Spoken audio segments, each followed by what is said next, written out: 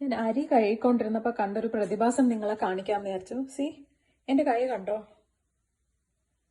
ഞാൻ അരി കഴുകിക്കൊണ്ടിരുന്നപ്പോഴത്തേക്കും ഇത് ഞങ്ങൾ വാങ്ങിയത് ഇവിടത്തെ US-ലെ ഇന്ത്യൻ സ്റ്റോറിൽ നിന്ന് വാങ്ങിയതാണ്. മട്ട വടിയരിയാണ് വാങ്ങിയത്. വാങ്ങി കഴുകിക്കൊണ്ടിരുന്നപ്പോഴത്തേക്കും മട്ട വടിയരി വാങ്ങുമ്പം കളർ കുറച്ച് വ്യത്യാസം ഉണ്ടായിരുന്നുള്ളൂ. പക്ഷെ കൈ ഭയങ്കര സ്റ്റിക്കി ആയിട്ട് ഫീൽ ചെയ്തു. നോക്കുമ്പോഴത്തേക്കും എന്താ പറയുക, കളറ് പോലെ എന്തോ ഇളകുന്നുണ്ട്. ഇപ്പം അരി നോക്കുവാണെങ്കിൽ ഇതാണ് ഞാൻ കഴുകിയ അരി. ഇത് ആ വരകൾ ഫുൾ അവർ കളറ് വെച്ച് വരച്ച് വെച്ചേക്കുവാണ്. ഞാൻ റബ്ബ് ചെയ്ത് കഴുകുന്ന അനുസരിച്ചിട്ട് അതിന്റെ വര മാറി പ്ലെയിൻ വൈറ്റ് റൈസ് ആയിട്ട് മാറുന്നുണ്ട്.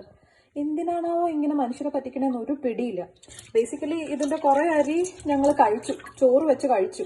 എന്താന്ന് വെച്ച് കഴിഞ്ഞാൽ ആദ്യമായിട്ടാണ് ഞാൻ ഈ അരി കഴുകുന്നത്. ഇത്രയും നാളും ഹസ്ബൻഡാണ് അരി ഇട്ടോണ്ടിരുന്നത് പ്രഷർ കുക്കറിൽ. സോ ഞാൻ ശരിക്കും ഇന്ന് ഇത് കണ്ട് ഞെട്ടി. ഒരു 7-8 വട്ടമെങ്കിലും ഞങ്ങളിപ്പോൾ ഇത് കഴിച്ചിട്ടുണ്ട്. ഇത് ഇത്രയും പ്രസ് ചെയ്ത് കഴുകിയാൽ മാത്രമേ ഇത് അറിയത്തുള്ളൂ. കണ്ടോ, ഇത്രയും വട്ടം പ്രസ് ചെയ്ത് കഴുകുമ്പോൾ മാത്രമേ ഇത് അറിയത്തുള്ളൂ. എൻ്റെ കൈ കണ്ടോ, ഇത് ഇളകുന്ന പോലും ഇല്ല. കുറേ ഇങ്ങനെ സ്റ്റിക്കി ആയിട്ട് വന്നിരിക്കുന്നത്, ഇളകണ പോലും ഇല്ല. ഇത് വയറ്റിൽ പോയി എന്തൊക്കെ അസുഖങ്ങളാ വരാൻ പോകുന്നതെന്ന് ഒരു പിടിയില്ല. ഞാൻ കാണിച്ചു തരാം എന്താണ് അരിയുടെ ബ്രാൻഡെന്ന്.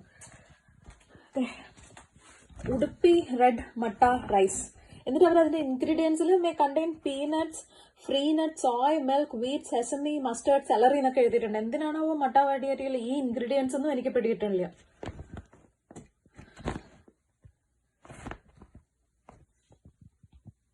ഇനിയിപ്പോൾ എന്ത് ചെയ്യും?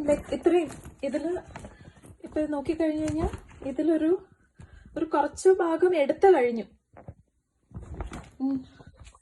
എന്തൊക്കെ തരം തട്ടിപ്പാണ് നടക്കുന്നതെന്ന് മനസ്സിലാവില്ല. നാട്ടില് ഉണ്ട്, അത് ഇമ്പോർട്ട് ചെയ്ത് ബാക്കിയുള്ള കൺട്രികളിലോട്ട് അയച്ച് എല്ലാ മനുഷ്യരുടെ ആരോഗ്യം കളഞ്ഞ് എന്ത് ലാഭമാണ് 5 വരയിട്ട് നോർമൽ അരിയിൽ നിന്നും എന്താ പറയാ മട്ട വടിയരി ആക്കി ഒരു ലക്ഷക്കണക്കിന് ആൾക്കാർ അസുഖക്കാരാക്കിയിട്ട് ഇവർക്കൊക്കെ കിട്ടുന്നതെന്ന് ഒരു പിടിയില്ല.